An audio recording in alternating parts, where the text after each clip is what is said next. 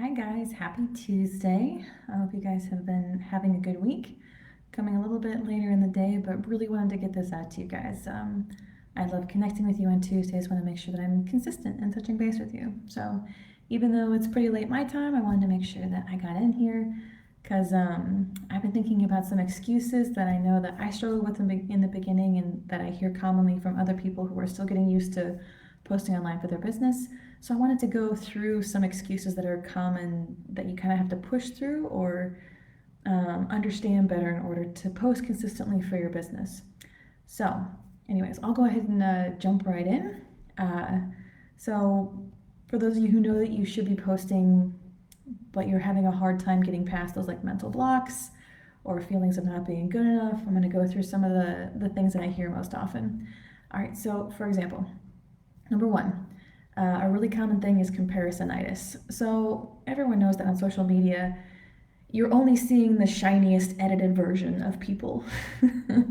So it's really easy to see someone else's, perfectly depicted life and assume that their life is actually perfect or their business is actually perfect. So you get comparisonitis and you think that other bookkeeper or accountant or business owner knows more than me. They have more degrees, they have more experience, they're more articulate, and there's no way anyone will hire me.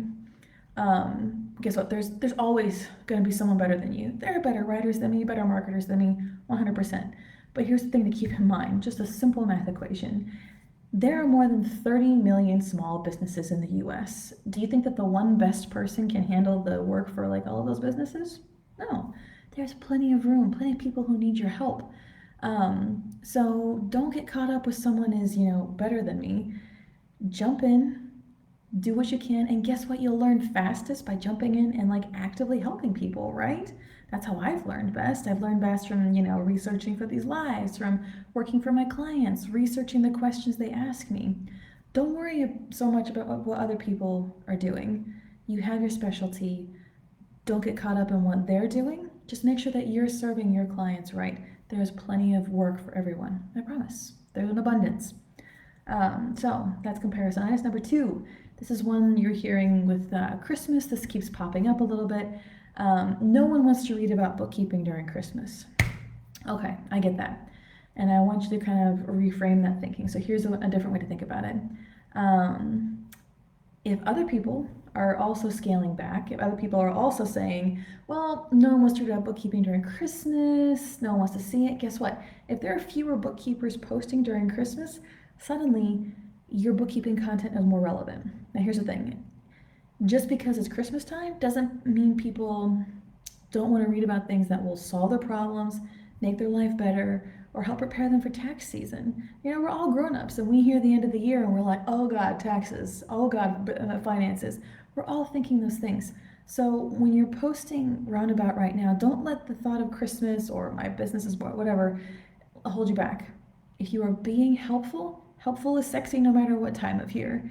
And also, if fewer people in your industry are posting, that means more visibility for you, right? So go against the grain, right? All right, so another excuse that I hear, my first draft ideas are shit. You sit down, you try and come up with ideas, you write out 10 of them, and they all look like crap. Here's the thing. First draft ideas are crap for everyone. They're crap for experienced writers, they're crap for novices. First drafts, drafting is a normal part of the process. The beautiful posts that you see online that you're getting comparisonitis on, they didn't just bang that out and throw it up there completely without preparation, without drafting, without formalizing. Everyone goes through a drafting process. You just don't see it online. So keep that in mind. The crappy first drafts are a part of the process. If you guys haven't read the book by Anne Lamott, Bird by Bird, she actually calls them SFDs, short for shitty first drafts, because everyone goes through that. In fact, every one of my projects on my Google Drive, I always have a document called Scratch Notes, and it is a hot mess of colored fonts and expletives as I'm trying to get through the ideas. So even if your first ideas are crappy or not filled out, come back to them. Make a crappy draft on Wednesday and then come back to it on Thursday.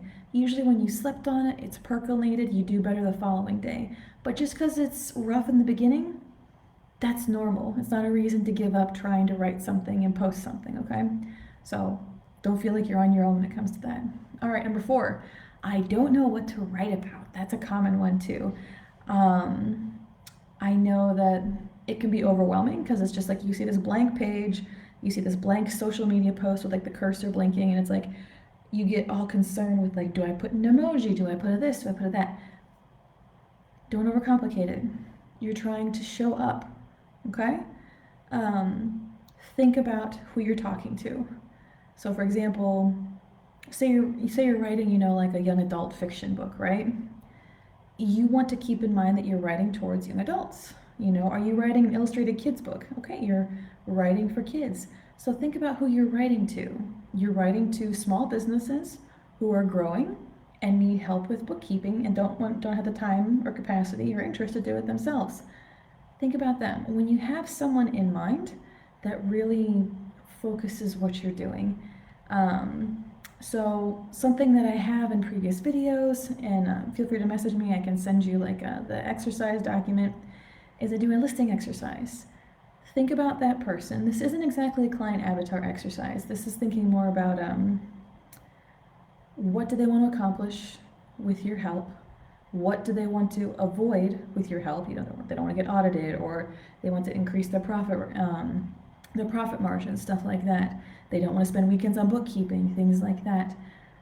Think about where they are in their business, what they want to achieve, what they're struggling with. Think about those kinds of things. And there's a quote I really like when it comes to drafting. You can't edit a blank page. So even if you don't know what to write about, write anything. Write it all down, write crappy thoughts. Again, drafting, it's super normal. And that's where the good stuff comes out. I have this tool that I use, it's called Squibbler. And basically it'll delete everything if you stop typing. So it forces me to type. It forces me to fill the page with the most outrageous garbage sentences. But through that process, I always come up with ideas. So even if you don't know what to write about, start writing anything. Set a timer for 5 minutes. Write the whole time, thinking about the audience that you have in mind. And also, a really good place to get ideas. Good morning, Brian. A really good place to get ideas is other people in your field. What are they posting? What are they getting comments on? What is getting a lot of likes? Don't copy and paste it. Don't do that. That's bad internet juju. It doesn't make you look good. Blah. But get ideas. It's a really good place to get jump started as far as like what people respond to. So if you're stuck and you need a little inspiration, go find someone else in your field who's super active on social media. It's a great place to get ideas. All right, another excuse. I'm going to say something wrong. And I'm going to tell you right now, you are going to say something wrong.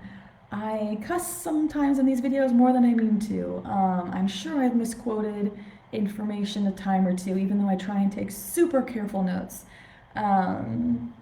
You're going to use bad grammar. You're going to misspell things. It's okay. Social media is meant for more frequent posts that are more informal. So I post things with typos all the time. No one's throwing tomatoes at me. No one's going through my post with the red pen. And it's not affecting how they think about me. Not really. Even though I'm a writing person, right? Okay, maybe you did catch a typo in one of my posts and you don't work with me as a result. Okay, that's fine. But you get what I'm saying. You may say something a little off, but here's another good thing to keep in mind. Your posts aren't as visible as you think they might be. If you're lucky, 10% of the people who are connected with you are going to see your post. Depending on the size of your friend list and things of that nature, that's not very many. So most people probably won't even see your post to begin with. So that maybe brings the tension down a little bit. Okay, smaller audience than I thought, right? And also, something that I do that I have right now on the other side of my split screen is I have an outline. I keep notes. Think about it like as you're on teleprompter as you're going through this. It helps you keep from flubbing up, from saying the wrong things. It's okay. These things don't just pour out of me naturally. I research them, I write them, I organize them. You can do the same thing. Same with your posts. It's okay. And even if you do say something wrong or misquote something, it's okay. It really is. Life goes on. Social media is meant for frequent and more informal posting, okay? Number 6, I don't know enough. I can't be helpful enough. And they'll see right through me. This is really big, like imposter syndrome stuff. Everyone struggles with this. no matter what level they're at. The first woman who was my coach, Alyssa, she made, I think 400K in revenue this year. She still has, this feeling in certain areas. Another friend of mine who's an amazing financial management helper. I don't even know what her term is. Money Witch is my favorite nickname for her. Even she has this like feeling of like imposter syndrome, even though she gets these amazing results and has these beautiful posts. We're all afraid that like we're putting stuff out there and then someone's gonna be like, you are a fraud. You're a fraud, you should not be here. This is all up here, okay? I had a friend, call me out on this. She sent me a message and she's like, you're the shit, right? And it's like, nope. I kind of understand it here, but I'm really afraid of it in here. So it's a really common fear that you kind of have to post with the fear. You can't wait for that fear of they'll see right through me to go away. You kind of have to get used to posting with it. You kind of have to keep exercising that muscle, okay? It's normal to feel that way. And if you wait for that feeling to go away before you post, you will never post. You will never post. Show up imperfectly. Show up consistently, show up imperfectly. Do you know more about one thing than most other people? For example, I used to be married to a guy who was a brilliant engineer. Beautiful, beautiful gifted mind. He didn't know everything about everything, but there was this one area where he was just genius. So smart. I know more about one thing than, most people. Not everyone, but enough to be helpful. The best way I could think to explain this is when I was 5, my sister was born. I wasn't a grown-up, I wasn't a parent, but there's still a lot I could do to help her. She was, growing up. As she was, like real small and getting used to things and, she needed help. But she didn't always need, like the most sophisticated grown-up to help her. Even though I was only 5 years older than her, I was able to help her. So think of it this way. Think of it as you're allowed to be in like that older sibling kind of role. You don't have to be the grand expert. You just need to know more and be willing to learn and know that everyone is still learning, and that's okay. We're not static. We're all learning constantly. The best people in their gigs, they're learning constantly. And if you embrace that, it's a lot easier to deal with the whole they'll see right through me. I'm very honest with my clients. Sometimes they'll ask me a question and I'm like, you know what? I don't know that much about, for example, Twitter, but I have all these resources. I'm going to go research it. I know a guy who knows more than me, and I will find the answer. I don't have to have it all up here. I'm allowed to be honest, and no one's had an issue with that with me. No one's taken umbrage and been like, oh, you don't know everything in your head all at once. It's okay. It's okay. I still know most, and also I know where to look. I have these resources and connections, and that counts too. It's okay. And also, guess what? There's lots of other people who are worse than you, who are doing well. There are people who are meaner than you or shadier than you, and they're doing well. So go be a good one. And again, even if in the beginning there's some discomfort where someone's like, well, I feel like it's different this or different that, the more you put yourself out there, the more you have to answer these questions, the better you'll get. It'll make you better so much faster. So I know that's a hard one to work through. Like, I can't be visible because they'll see through me, but keep working through it. And if you feel like it's still holding you back, there's tons of exercises. Do some research on getting past imposter mindset and things like that. I did a lot of work on this because this was an issue for me. So it can be moved past. So make sure that you put the time into it. It's worth it to get to that point and to see that effect in your business, to reach more people. All right, number 7, my work is boring and no one will care. And I get that. Again, I work with bookkeepers, and when they talk to me to get started on their writing projects, one of the things I hear the most often is, Heather, you can't paint me as boring. I'm not a boring person. I'm a fun person. But they struggle with, but bookkeeping is boring and numbers are boring. And so it's just like the best example I can think of this is helpful is sexy. And the best example I have is for the married ladies, how sexy is it when your husband washes the dishes or folds the laundry without you asking, right? Think about that. Those are boring things. I don't like to wash the dishes. Laundry will stay unfolded on my armchair for weeks sometimes if I don't get around to it because I don't like doing it. But when he sits down and does it, or he brings a folded pile of laundry into the bedroom to put away, whoo, that is awesome stuff.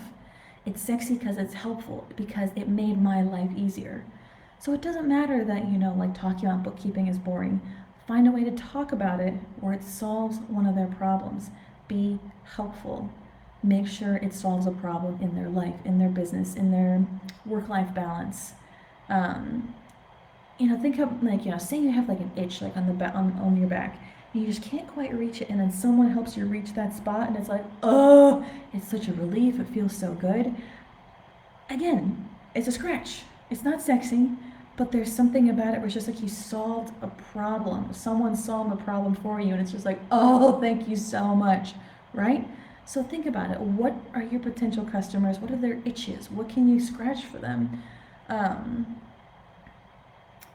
So again, I had that listing exercise. Let me know if you want a copy of it, where you think through what your customer's trying to do, trying to achieve, what they're struggling with, what they want more of, what they have too much of. Talk to where you can help them, where you can make their lives better. They don't care about you, not really. So talk about how you can help them, what you can do for them. That's sexy, even if you're doing bookkeeping and financials. Number 8, this is an important one. I talked about this more last week if you guys want to look that up. Social media posts haven't worked for me in the past. They don't work, period. So you use that as a mindset of, I posted 12 times, over a 3-month period, and no one's responding. It doesn't work. Doesn't work for me. So again, let me go over the math that I covered last week, just so you have that in mind, because it helps to get a better understanding of how this works. Again, like building up these relationships is kind of like you're planting a garden, and it's just like you put the seed in the ground, and it's just like you can't walk outside tomorrow to the patch of dirt and be like, all right, where's my tomatoes? It doesn't work like that. It takes some nurturing. It's just like, so it's a little while before you have a little sprout above the ground, and then you're just like, well, how long until I have tomatoes? Well, it's a little longer after that. So there's nurturing you have to do with some faith, and it's harder in the beginning because you're starting from scratch. Like I said, for me, I got tomato plants at all different levels. Some people are about ready to buy from me, most likely. That's how it usually works, at this point in my business and marketing. And some people are still little tiny sprouts, and they haven't got to that point yet. But I have them all over the range because I've been doing this for more than a year. I have that built up, but it takes a while to build it up. So for example, like I said, the math. Say that your post has 10% visibility, okay? So that's the social media algorithm side. Now, also factor in how many touch points you need to have to make a sale. Someone has to see you, interact with you, things of that nature, at least 5 times usually, okay? So 10% post visibility, 5 sales touch points. So you would have to post 50 times for them to see 10% of that is 5 posts. So 50 posts for them to see 5, right? And if you post once a day, every weekday, that's 2.5 months before you start seeing a payoff, okay? So I want you to keep that in mind. You can't just post 12 times and then give up and say it doesn't work. It just may take longer than you think. So a good way to help work past this is just like, I know it's really hard to have this like faith, this consistency. It's just like, it's not working for me. Why is it working for them? Keep tabs on the people who have been building their businesses this way. Keep your eyes on the people who have built their businesses through social media, who are always saying, I got 2 clients this week. I market through social media. I found someone in a Facebook group. Social media marketing, organic marketing, it does work, but it doesn't happen overnight. And it's important to keep that in mind to keep from getting discouraged. So I would say 90-day minimum of posting strategically and consistently before you start seeing a real result. There's other stuff you do with it as far as reaching out, building relationships, especially in the beginning. But you need to kind of keep that in mind to give you a more realistic idea of what to expect, when it'll work, when it'll start paying off, right? And again, before you throw in the towel, double check your consistency and double check your content. Again, I have the social media membership for bookkeepers, and actually I'm putting something together for non-bookkeepers too right now. There's a lot of stuff in there, in the membership that I realize can be used for non-bookkeepers, all the engagement posts, things that'll get you likes, that'll get you comments, that'll boost your algorithm. I'm going to be releasing something for that soon. That's coming up later. Anyways, I have one more tip for you. So number 9, and then I'll give you some bonus solutions to help you get past these barriers. Number 9, it doesn't feel good, so I must be doing it wrong, and this isn't for me. Okay, so yes, that is a possibility. There are multiple ways to market your business and grow your business that are successful. Social media marketing isn't the only one. It is a way that works. It's not the only one. But before you call it quits, I want you to do a gut check, and I want you to ride with me on this analogy. Okay, so when I first started doing these lives and these posts on my personal profile, I did not feel good. I felt uncomfortable. It was out of my comfort zone. It hadn't been how I was using Facebook before. It took some getting used to. It was a muscle I had to exercise. It was new. I was not comfortable. So keep in mind, if you want different results, you'll have to do something different. And usually different means uncomfortable. So I want you to think of marketing on social media like a chubby person who wants to get healthy and goes for a jog for the first time in a long time. That first jog is going to be miserable. It's better for him. It's on the road to being healthy, but he's out of shape. He's out of practice. His body isn't used to it. So that first 1, 2, 5, 10 jogs is going to feel awful. And his brain is probably going to be telling him, this feels bad. I think it feels wrong. And this isn't for me. I just wasn't born an athletic person. I'm just not an athletic type. So I'm going to stop doing it because it feels bad. Okay. But you and I both know if someone continues to work out to push through that first phase where it's just like it feels wrong, it gets to a point where it's more comfortable. It doesn't feel so out of place. You get more used to it, right? And if you keep with it, with the jogging, you get healthier, you'll start to lose weight, you'll have more energy, things of that nature. Same as you'll start seeing benefits in your social media marketing if you keep up with it. So, keeping with the fitness routine. Again, jogging is not the only way to get in shape. Just like social media, organic social media isn't the only way to market your business. So maybe you need to try something else. So if running isn't your thing, maybe strength training. Maybe you need to join the Church of CrossFit. By the way, CrossFit's a thing here in Israel too. That was kind of funny to me. You can try something else, but whatever you do something consistently, okay? Again, social media may not be your gig. You're gonna have to be consistent at something. You're gonna have to do something uncomfortable and new.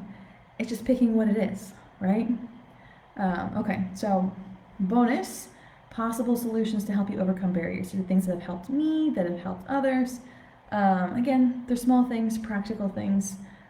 Basically trying to help you push through those times when it feels like nothing's coming of it, trying to keep, your eyes on the prize, that kind of stuff. So one, write out your whys, and put it in a place where you can see them easily. I have some post-it notes above my desk here. It could be a note on your phone that you have a star document on your Google Drive. Think about your family. What is the end result? If your business gets to this place where it's thriving and supporting you and replacing maybe a full-time job, how will it affect your family, your schedule? Maybe you want to have location-independent work, or maybe you want more meaningful work. Make it easy to revisit those goals, those changes. Some people do something called a perfect day exercise. If you Google it, you'll find all the worksheets for it. So think about how getting to a point of your business succeeding would affect you, and it will really help you at those bad moments. Okay. Another thing that I do, have a list of comments from my friends. So you can't see it, but in front of my desk here at home, I have pictures, I have cards, I have notes from some of my dear friends who say nice things to me. They just stuff from when I moved here, stuff about my business, things of that nature. And it just helps keep my vibe up. It reminds me that I'm valuable, I'm smart, I'm worthy. when I have bad days in my business, or I got a crappy review, or I didn't post something that the posts I've been putting didn't work the last week, these remind me of like my worth and to help me keep going. So if that's kind of like, if that would help you, just keep a list of compliments, kind of in the same spot with your goals. Or also, list your credentials. You know, do you have degrees? List those out. Certifications. Did you have a couple of good stories where you had these big wins for certain clients? Write those down. Keep those also in a visible place. And also keep your some of your best client reviews handy. Sometimes if I'm having a bad day and it's just like I'm not making a difference, I'm not doing enough, no one cares if I'm doing this work, all of it are lies, it's just me in my head. Sometimes I'll just shamelessly go into the reviews page on my Facebook page and it's just like, okay, I am helping people. And it's a good way to help me get recentered when I get discouraged. It helps you push through those bad spots to get to the good spots. Another good thing to do is get a business buddy or an accountability partner. This is actually really important for me from day one. When I was in Alyssa's program, she offhand suggested, find someone that, in the group here where you can follow up with once a week calls. Now, there were 5 women on that call. 2 of them dropped off in the first week or 2, and there were 3 of us, and we called each other jokingly the 3 business amigas. Of those 5 women, it's the 3 of us who kept talking for an extended period of time. We don't talk as much as we used to. Those 3 women are killing it. Successful, growing businesses, visible on social media. We helped each other. We answered questions, gave support, we cried together, we shared frustrations, we shared wins, we gave advice, we asked for help. Just having someone else kind of in that same place. We weren't even in the same field. One was an artist, I'm a writer, another was an accountant. But we were going through the business building process together. We were trying to market our business. Chris, our friend Diana sent me the content you created for her site. Amazing as always. Oh, Chris, you're too sweet. I worked really hard on hers because I love Diana. I was really, I was really motivated to make something beautiful for her. Oh, good. I'm so glad it came across so good. And then from Kate, the goals tip is my favorite. Being able to picture in my mind what my success looks like and who it helps and why I'm doing it always recenters me. Yeah. It's just like you have those bad days where it's just like nothing's working and it's like, okay, why am I going through this long, crappy day where I'm not seeing results, where I feel like I'm moving backwards? And it's just like, oh, because I'm trying to get here. So I get that. So another thing that I've picked up along the way is writing down your goals like every day. This is my financial goals, this is my personal goals, things like that. It takes like like 5 or 10 minutes. I write out, like I do this for the year and I do it for the month. So every month I reset my, like my revenue goal or the projects I want to finish. So like for the past 3 months, I was really good about doing this, and every month I hit my revenue goal. And I think it helped having that right there in my face. So write down your goals every day. Put them down in your hand. Writing is always better than typing for me. I think there's a psychology to it, but you need to figure out what's best for you. I actually have like a little journal. This is my goals journal. It's all I put in here. It's tiny, as you can see, and one side, one page. I fill it with. I just write my goals over and over again. Like I said, it's been working. It's been working really well. And then I also I give myself small rewards. I meet my goals every month. So for example, this is totally a segue, but just for what it's worth, it's hard to find a selection of English books here in Israel, except for kind of crappy, bestseller novels that I'm not interested in. So my big gift to myself was a tablet this past month. That way I can actually read on something that's kind of book size instead of, like my little bitty phone. That was very exciting for me. So anyways, writing down goals, small prizes for hitting the goals, you get the drift. And the goal could honestly just be post every weekday. It can be as simple as that. Because if that's what you're struggling with, if that's what you're trying to meet, just write down, I'm going to post every day. And even if you fall short, it's better to have a bad plan than no plan. It's better to shoot for something than nothing. And like I said before, you can't edit a blank page. And then also the last thing I want you to keep in mind is don't let perfection stop you from doing stuff. Perfection's a lie. Perfection's not real. There's no such thing as perfection. There's no perfection. Make imperfect content, make imperfect posts, post them at the wrong time of day, post them, with the wrong grammar. Show up imperfectly. Show up. Don't let the lie that you have to get things perfect hold you back, because you'll never be perfect. No one is perfect. No one's perfect. So don't let that hold you back. Show up imperfectly, really, genuinely. We're all imperfect, even though a lot of us have edited feeds. It's just like, and we appreciate someone who's showing up as they are. It's just like, oh, I'm in that same place too. And then also remember, you and you alone, until you hire someone to do it, you alone are responsible for marketing your small business. So whether it's social media or something else, remember, it is on you to do. So make a plan, be consistent, show up. And again, if I can help you with the social media posts, I got you. I'm here. I've got the social media content for bookkeepers. I also do strategic content coaching. I'm in the middle of one with an awesome girl right now. I'm so excited about the stuff that we're working on. So if you feel like I can help you on a more in-depth one-on-one level that way, just let me know.